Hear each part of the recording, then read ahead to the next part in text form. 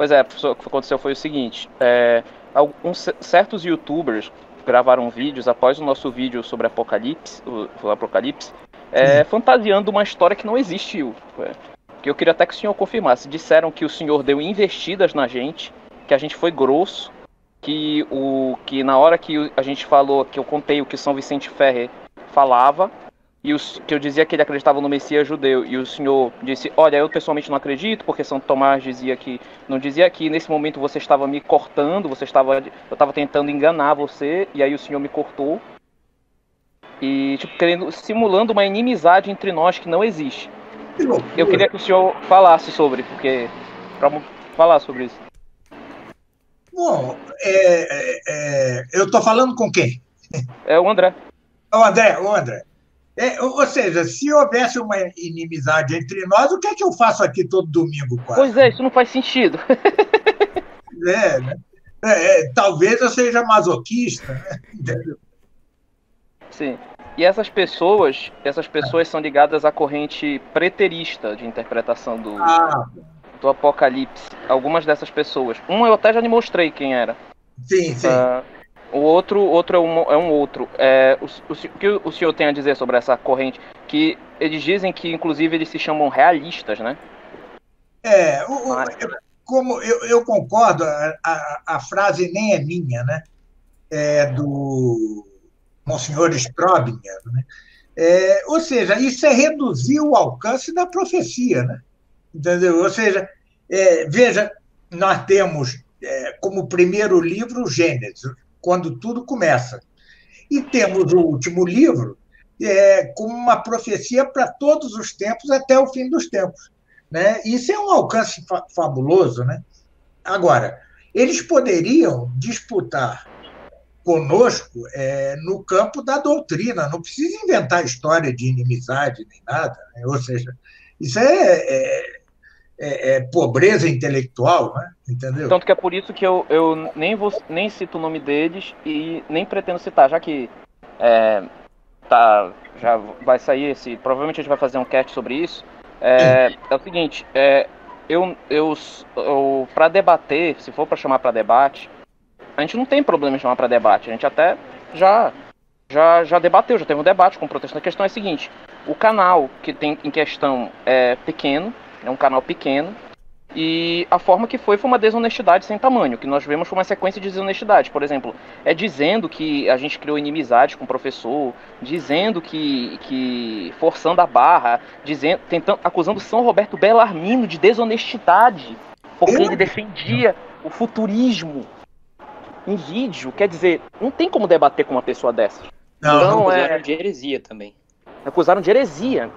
E interpretações forçadas, por exemplo, quando é dito que o senhor citou aquilo do Concílio de Latrão, que não é autorizado para nós, acho que é do Latrão, não lembro direito, mas que não é autorizado prever o tempo da vinda do anticristo e do juízo final. Eles disseram o seguinte, olha, como você está então em heresia, você cai nesse cano, porque você está dizendo que o anticristo vem no dia do juízo, e aí está dizendo que você não pode prever o tempo que o anticristo vem. Mas você quem disse isso? Quem disse isso? Foi interpretação livre de um desses youtubers. A interpretação mais provável é a unânime entre os padres da igreja de que o anticristo terá um império de cerca de 2 anos e meio, 3 anos, e depois cairá morto pela doutrina de Cristo. Depois não se sabe, ou seja, aí os teólogos disputam. Depois vai ter mais ou menos tempo, uns acham que tem mais, outros que tem menos, etc. Mas não é verdade que eu nunca ouvi, na verdade, ninguém dizer que o juízo seria no dia do anticristo, durante o governo do anticristo. Eu sempre ouvi dizer que é depois, né? Sempre. Eu nunca vi nenhuma interpretação assim, mas pode ser que algum perdido por aí o diga, né? Pode ser, mas assim, a questão é a seguinte, se tem um cano, a primeira coisa que a gente vê quando tem um cano da igreja, peraí, bora ver o que São Tomás diz, bora ver o que São Roberto diz, bora ver o que os santos dizem sobre o cano da igreja. Eu não vou pegar o cano e interpretar como eu quero, né? Claro. É absurdo. Mas enfim, professor, era só isso, né? Uma explanação rápida sobre. Sobre a questão do preterismo, só falando agora sobre mim, eu creio que é muita forçação de barra, é muito método histórico crítico, porque você está pegando, tentando como se você usasse só a razão para interpretar as escrituras, que é uma interpretação protestante, ao invés de você usar o conhecimento dogmático. Então, você está ignorando tudo que os santos padres disseram, que eles declararam com essa visão, e você está interpretando o que você quer, é aquela visão. Todos os santos que interpretaram isso durante séculos estavam errados, e eu estou certo. Exato. E ainda tenho algo pior. Segundo o preterismo, a profecia do Apocalipse tem menos alcance que a profecia de Daniel, que é muito anterior, antes de Cristo. A profecia de Daniel vai até a igreja, tá certo? Vai até o Império Romano. Segundo eles, não. Ou seja, o Apocalipse é só um tempinho, entendeu? Ou seja, é uma loucura, né? Na profecia de Daniel, no sonho de Nabucodonosor, vem uma pedra que destrói os pés de barro e de ferro da estátua, né? Essa pedra é a igreja, tá certo? Muito provavelmente se refere à passagem, à translação do império de temporal, o Império Romano, para espiritual, a igreja na Idade Média, né? Então, ou seja, e o Apocalipse, que é o último dos livros canônicos, teria um alcance menor. Olha que loucura, né? Ou seja, não faz sentido nenhum, entendeu? É um método muito embasado que lembra muito os estilos do protestantismo liberal. É uma coisa que é irrelevante. E nota que é o seguinte, em nenhum momento eu acusei a pessoa que defende isso de heresia. Ninguém aqui acusou de heresia. Agora, a pessoa do outro lado não podemos dizer o mesmo. É acusação de heresia, é dizendo isso, é dizendo aquilo.